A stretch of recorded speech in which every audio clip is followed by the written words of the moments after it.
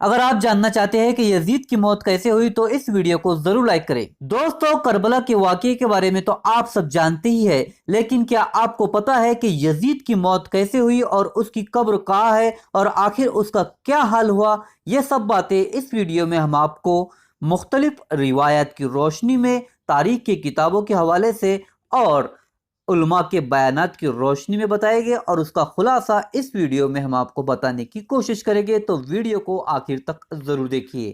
کربلا کی جو جنگ ہوئی ہے یہ یزید اور امام حسین کے درمیان نہیں تھی، بلکہ یہ حسینیت اور یزیدیت کے درمیان تھی، یعنی کہ یہ تشخص کی لڑائی نہیں تھی بلکہ نظریات کا تصادم تھا۔ اگر شخص کی لڑائی ہوتی تو بظاہر یزید جیت گیا تھا، بطور شخص حضرت امام حسین شہید کر دیے گئے اور یزید تخت تاج پر قابض ہو گیا، مگر یہ لڑائی نظریات کی تھی اور اس لڑائی میں یزیدیت ہار گئی اور حسینیت آج بھی زندہ ہے۔ اس لڑائی کے بعد یزیدیت کا جنازہ نکل گیا، وہ تخت تاج جس کے لیے یزید نے اتنا کچھ کیا تھا اس کے اپنے بیٹے نے اس تخت پر تھوکا۔ یزید کو ایک شدید بیماری ہو گئی، وہ کولنج کے مرض میں مبتلا ہو گیا۔ یزید کی بیماری کا یہ حال تھا کہ کولنج کے مرض کی وجہ سے اس کی آنتیں جلنے لگی تھی۔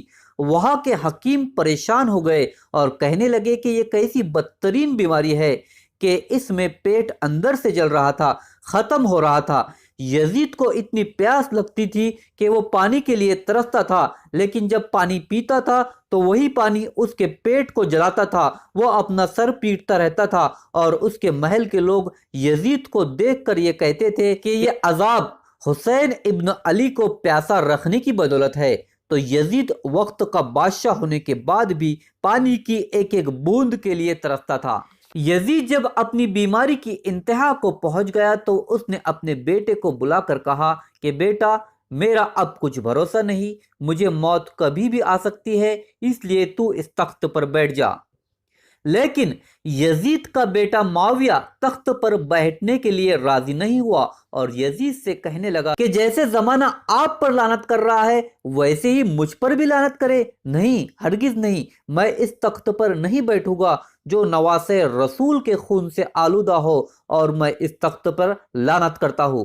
اس کے بعد یزید کی بیماری اور شدید ہو گئی اور عرب کے ہر قسم کے نشے یزید کے سامنے پیش کیے جاتے تھے تاکہ یزید کو درد نہ ہو اور وہ ہر وقت نشے میں رہے اور وہ پیاس کے لیے تڑپے نہ۔ اسی نشے کی حالت میں یزید اپنے سپاہیوں سے کہنے لگا کہ میرا وہ بندر کہاں ہے جو ہمیشہ میرے ساتھ رہتا ہے؟ سپاہیوں نے کہا کہ شاید وہ جنگل کی طرف گیا ہوگا۔ یزید اپنے سپاہیوں کے ساتھ گھوڑے پر بیٹھ کر جیسے ہی باہر گیا تو گھوڑے نے نواسے رسول کے قاتل کو اپنی پیٹھ سے گرا دیا اور یزید کا پاؤں گھوڑے کی رکاب میں پھنس گیا۔ وہ گھوڑا دوڑتا رہا اور یزید زمین پر گرتے ہوئے اس کا سر ایک پتھر سے جا ٹکرایا، مگر وہ گھوڑا نہ رکا، یہاں تک کہ یزید کا پورا جسم پامال ہو گیا۔ یزید کی فوج نے جب یزید کی لاش کو دیکھا تو وہ کہنے لگے کہ حسین ابن علی کے خون کی یہی سزا ہے۔ یزید اس طرح بہت ہی ذلت کی موت مرا، جبکہ کربلا میں امام حسین کا روزہ چمکتا ہوا آج بھی وہاں پر موجود ہے اور وہاں پر لوگوں کا تانتا لگا رہتا ہے۔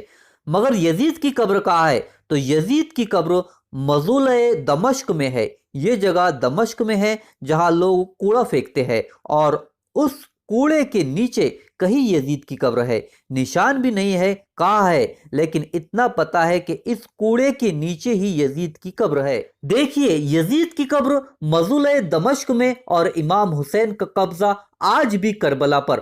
تو یزید کا نام مٹ گیا، اس کا تشخص مٹ گیا، مگر امام حسین کا نام بھی باقی، آپ کا ذکر بھی باقی اور ان کے تذکروں کی خوشبو بھی باقی۔ تو یہ تشخص کی لڑائی نہیں تھی بلکہ نظریات کی لڑائی تھی جس میں امام حسین کی جیت ہوئی۔ تو نہ یزید کا وہ ستم رہا، نہ زیاد کی رہی وہ جفا، نہ یزید کا وہ ستم رہا، نہ زیاد کی رہی وہ جفا، رہا تو نام حسین جسے زندہ رکھتی ہے کربلا۔